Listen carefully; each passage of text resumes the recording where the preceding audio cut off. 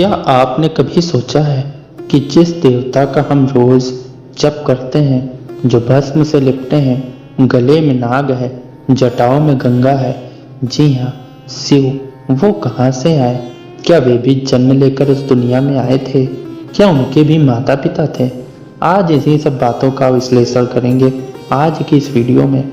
दोस्तों, ये सवाल सुनने में आसान लगता है, लेकिन इसका जवाब इतना सीधा नहीं है। दोस्तों, पुराण कहते हैं कि ब्रह्मा जी ने सृष्टि रची, विष्णु जी उसका पालन करते हैं। लेकिन एक समय ब्रह्मा और विष्णु दोनों में विवाद हो गया कि सबसे बड़ा कौन। याद रखिए, उस समय न आकाश का अंत था, न पृथ्वी की सीमा, और तभी अचानक आकाश में एक अनंत अग्नि स्तंभ प्रकट हुआ। उस स्तंभ का कोई आरंभ दिखता था, न अंत। ब्रह्मा ऊपर चढ़े, विष्णु नीचे उतर गए, लेकिन अंत तक किसी को सीमा न मिली। तभी उस अग्नि स्तंभ से एक दिव्य स्वर गूंजा, तुम दोनों मेरे अंश हो और मैं तुमसे पहले था। और फिर उस ज्योति के भीतर से भस्म विभूषित त्रिनेत्रधारी डमरूधारी महादेव प्रकट हुए। दोस्तों, वायु पुराण में लिखा है कि सृष्टि के आरंभ में जब न जल था, न आकाश, न दिन था, न रात, तब भी वे थे शिव। ऋग्वेद कहता है, न तस्य कश्चित जनकः न जननी, उनका न कोई जनक है न जननी।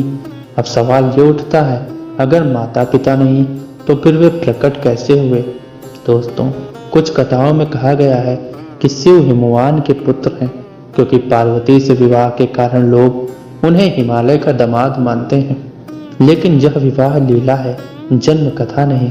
लिंग पुराण में तो यहाँ तक लिखा है कि जब सब तरफ केवल जल ही जल था, तभी शिव लिंग रूप में पहले से ही विराजमान थे, और वहीं से ब्रह्मा, विष्णु और बाकी देवताओं का प्राकट्य हुआ। तो सोचिए, अगर ब्रह्मा और विष्णु भी उनके बाद आए तो शिव के पहले कौन था? दोस्तों, शास्त्र एक स्वर में कहते हैं, शिव अजन्मा है, उनका कोई माता पिता नहीं, क्योंकि वे ही सबके माता पिता हैं। वे स्वयंभू हैं, स्वयं प्रकट हुए। जैसे सूर्य निकलते ही अंधकार हट जाता है, वे समय से परे हैं, जन्म और मृत्यु की सीमाओं से परे। इसलिए उन्हें महादेव कहा गया है। महान देवः सर्वेश्वरः शंभु शाश्वतः शिवः। दोस्तों, तो जब भी आप शिव नाम का जप करें तो याद रखिए, आप उस सत्ता का स्मरण कर रहे हैं जो सृष्टि के पहले भी थी और प्रलय के बाद भी रहेगी। आइए इस क्षण हम सब मिलकर महादेव का स्मरण करें।